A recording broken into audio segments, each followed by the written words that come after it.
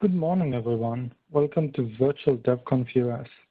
My name is Allon Mureinik, and I work for Synopsys, where I manage R&D for Seeker's Node.js and .NET agents.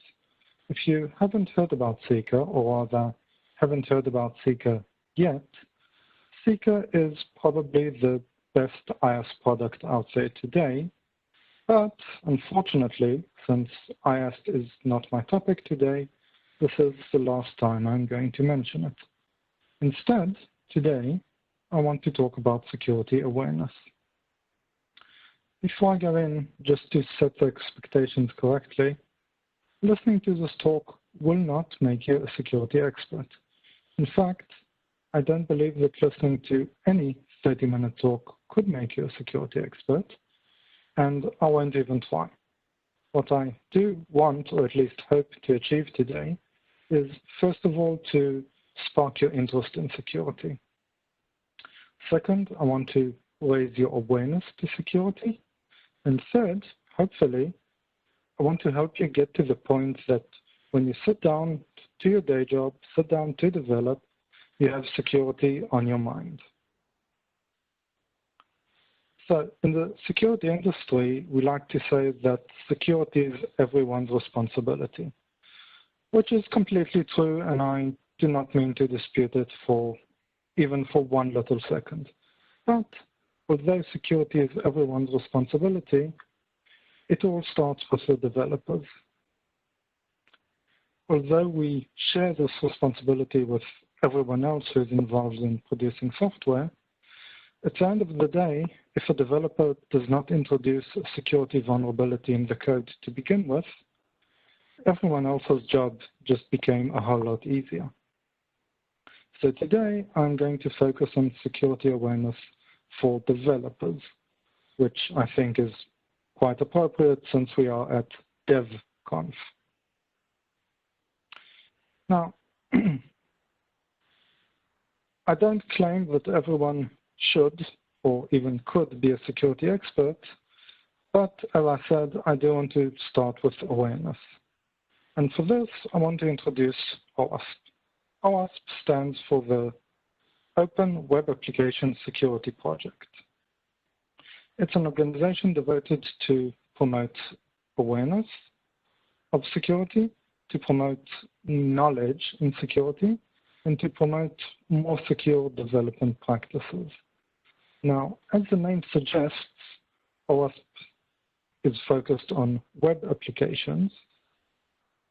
But first of all, in today's day and age, if your application interfaces with the outside world in some way, chances are this some way will be web-based, whether it's a GUI presented over web in a browser, or APIs which are exposed over HTTP or HTTPS.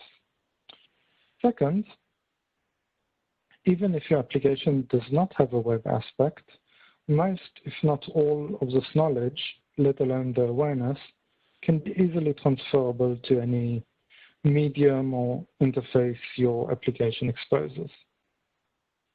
Specifically, I want to discuss the OWASP Top-10 list.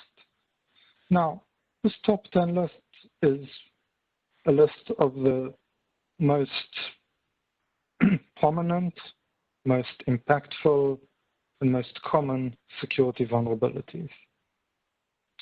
Having an application that is immune to all 10 of these bullet points will not mean that your application is completely secure, though obviously there can always be something else you didn't think about. But if you keep these top 10 in mind and aim to cover these as you develop, you're at a very good starting point. To be completely frank, each one of these deserves its own half-hour talk, if not an hour, if not a full training day, and I just do not have this time. In fact, I don't even think that in 30 minutes I can responsibly cover all 10 of these. So instead, I'm going to focus on these top 3, my personal favorites. I don't claim that these 3 are necessarily more important than any other vulnerability here. I do not claim that these 3 are necessarily more impactful or more common than any other, but I think these 3 are the 3 that really focus on developer awareness. These 3 are vulnerabilities that can be easily prevented if a developer is aware of them to begin with, and can be easily remediated by a developer, but could be really hard to remediate in any other fashion. Moreover, I think these 3 are just the easiest 3 to demo, and I am a bit selfish sometimes, so shame on me. Speaking of demos, for these 3 vulnerabilities, or rather categories of vulnerabilities, I'm going to demo them, as I mentioned, and I'm going to show a few, or at least discuss a few easy ways to avoid them. All of my demos are going to be in Node.js for a couple of reasons. First of all, Node.js is open source, making it on topic here at DevConf. Second, Node.js is JavaScript. So any web developer, even if you're not a Node.js developer, should feel comfortable with this syntax and reading these programs. Frankly, even if you are not a JavaScript developer, if you have any basic understanding of programming, the syntax that I'm using should be pretty straightforward, and hopefully everyone will be able to follow these examples easily. So I have rambled for way too long. Let's just get started, and we will start at number 1, injection.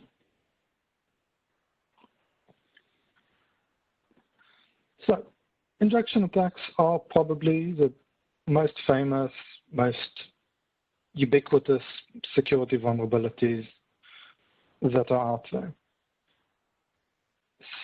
Specifically, SQL injection, which is in fact so famous that not only will you be hard-pressed to find an application security presentation that does not discuss SQL injection, it even has its own XKCD comic.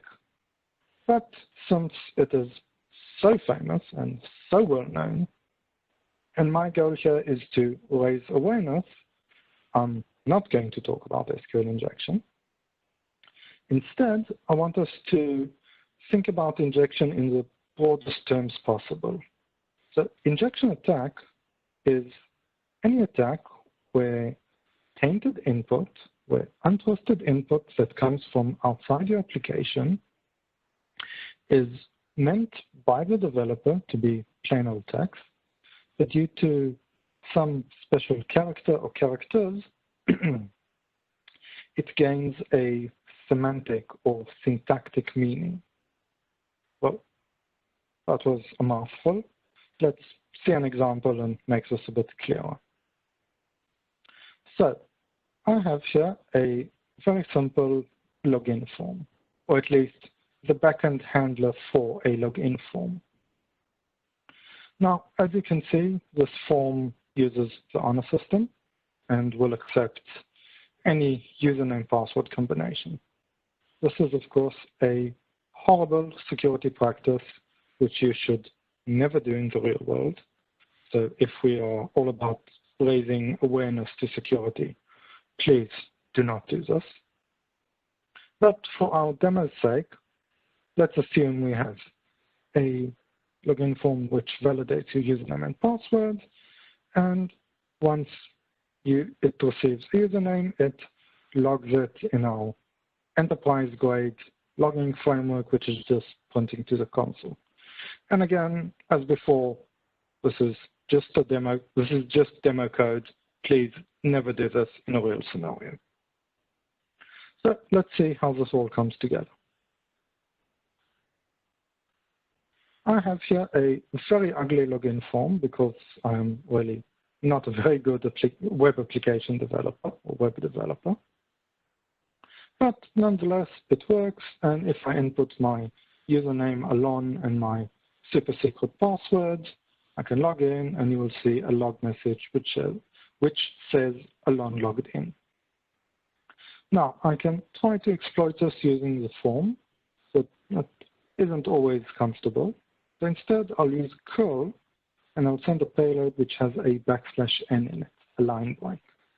And once I've sent it, you can see I've created 2 log messages, Allon logged in and Mureinik logged in, which of course makes absolutely no sense because I only had one single request. So what happens here is that I've exploited the fact that \n has a semantic meaning in logging. A line break has a semantic meaning of a new log message or log line. And since this application does not have sufficient validation or any validation at all, to be honest, I was able to fabricate a log message. Now, here it's probably innocuous because this is a system that doesn't do anything. But in a real-world scenario where you have tons of logs and then monitoring systems to monitor these logs and alerts and events triggered by these logs, if I can fabricate a log message, I could cause a lot of damage. Preventing injection attacks, well, in theory, is really easy. First of all, you never trust user input. If you have to have user input, you should always double think, double check where this input is used, what kind of characters can have a special meaning in this context, and then sanitize against these characters. It's tempting to do something yourself, but more often than not, it's just a bad idea. So think about how and where your input is used, and then use a proper library, a proper function, something proven, something tested to sanitize it. Which is kind of a quick way to explain injections, and of course there are a ton of injection attacks, and each injection attack has its own way to address, but we won't go into all these details because this talk is just about raising awareness.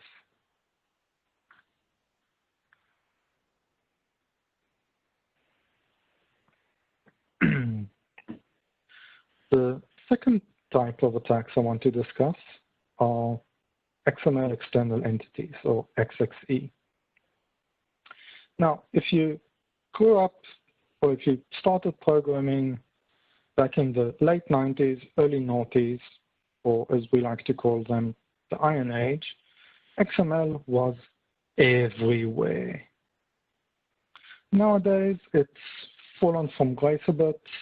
It's not as popular, but it's still quite popular out there. Even in new systems, you'll see it, but if you're integrating with some old system with a well-defined API, chances are you won't be able to avoid using XMLs, which is not necessarily a bad thing.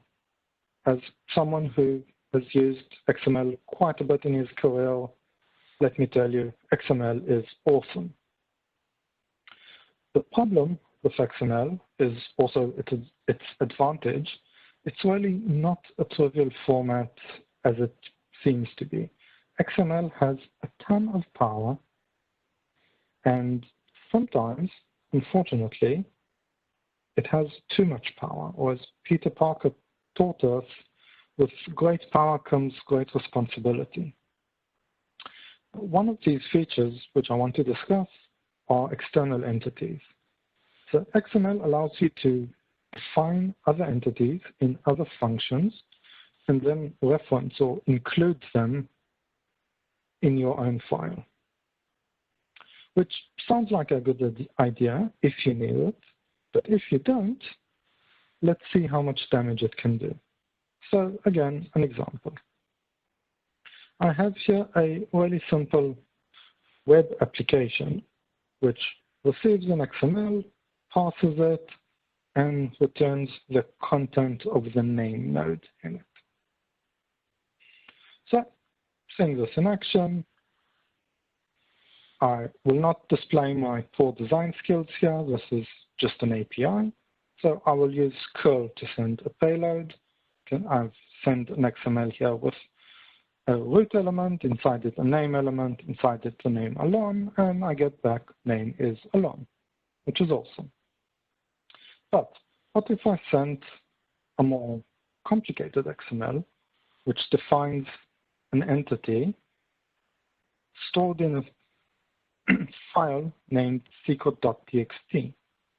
And when I send it to this API, I get back not the name of the file, but the actual contents of this file, which is a huge problem because this file has absolutely nothing to do with my XML. It has nothing to do with the program. It's just a file I happen to have on my file system. And by sending this XML payload, I was able to read it and access its content. And here, again, this file doesn't really have anything interesting in it. But what if I were not a security-conscious developer, and I would make the mistake a lot of developers unfortunately do, and run my application as root? And then what would have happened if the payload would include an entity stored at file:///etc/parsewd? Well, oops.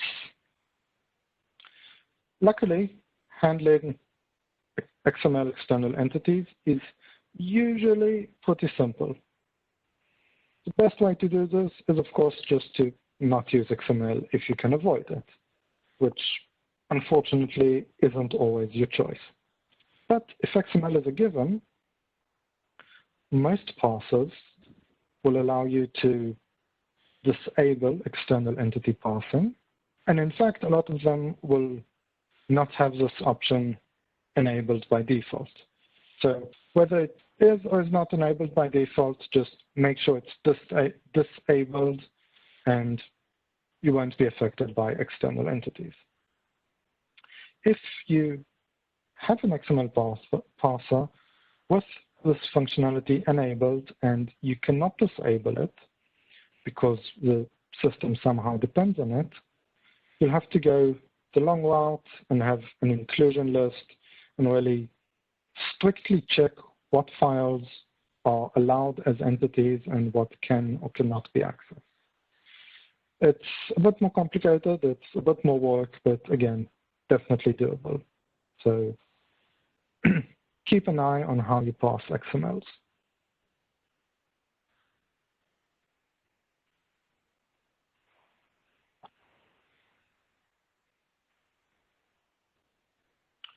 The last vulnerability I'm going to discuss is cross-site scripting, which is kind of sort of an injection attack, but it is so common in the web world and has several distinct characteristics. It's got its own category of vulnerability. Generally speaking, cross-site scripting, or XSS, is any attack where untrusted input, tainted input, is received by an application, and instead of being treated as text, is somehow treated as executable code by a browser. This can be HTML, especially modern HTML5. This can be JavaScript, or generally anything a browser can execute as code. If you insist, this can even be VBScript in the right browser. There are several types of cross-site scripting. I am not going to go into the detail and discuss each and every one of them.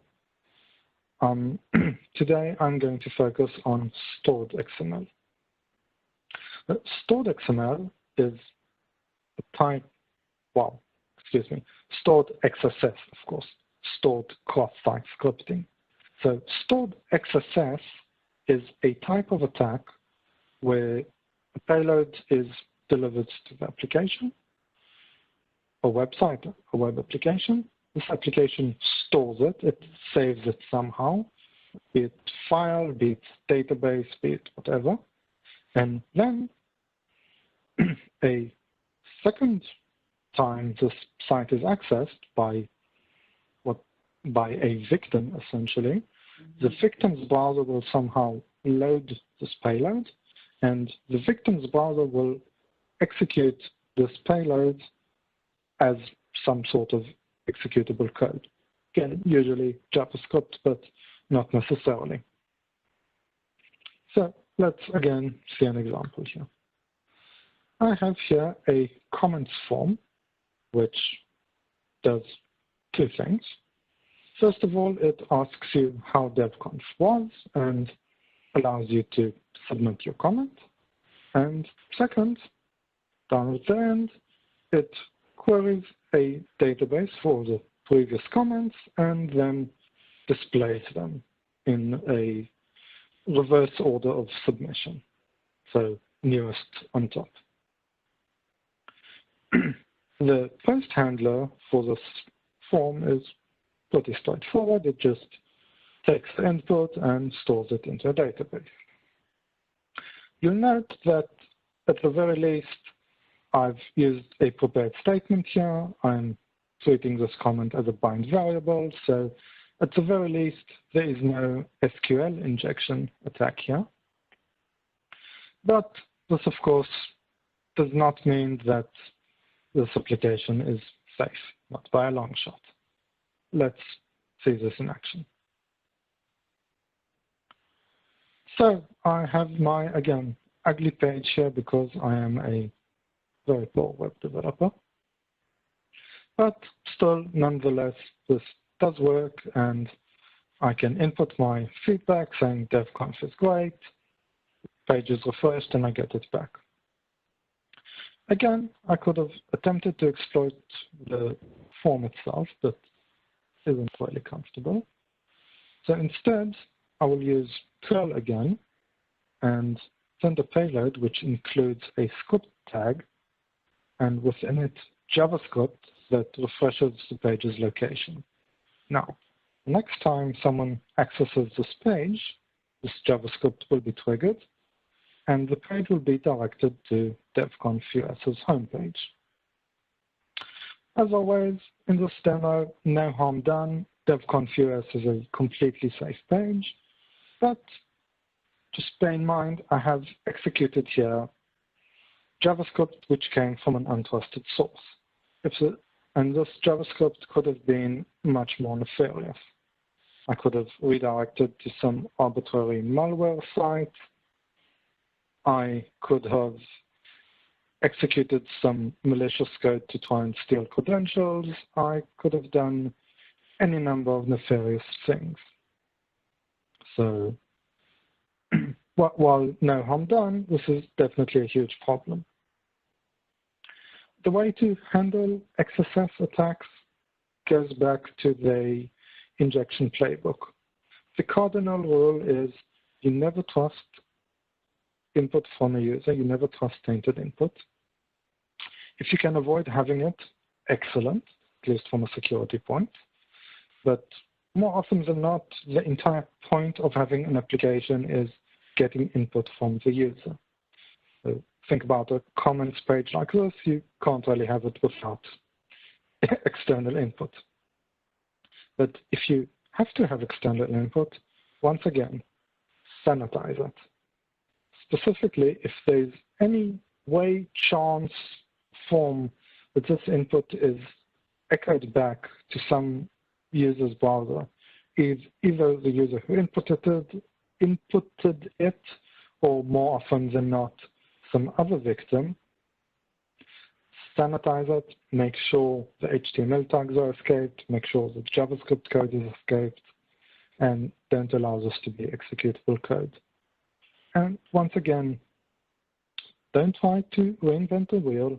I'm sure everyone listening to this presentation is super smart, and you can all probably do this, but really there's no reason to. XSS is a well-researched, well-documented vulnerability, and there are tons of ways to escape it, to escape input against it. Find a sanitizer, find a validator which suits you, and use it. With that, we are drawing to a close, so let's summarize. Even though security is everyone's responsibility, I believe this starts with the developer. If a developer can avoid introducing security vulnerabilities to begin with, if we can avoid introducing vulnerabilities when we write code, we will make everyone else's life much easier. Now, I do not claim this is easy. Writing secure code is really, really hard. But and again, writing code in general is really, really hard, and we still do this. Even though we cannot all be experts on everything, especially not security, developers as a whole are really, really good in borrowing other people's expertise. The way we do this, more often than not, is by using automatic tools. Now, this sounds like a lot, but let's think about it for a minute. And I can only talk about myself, but I personally am not an expert in writing beautiful code.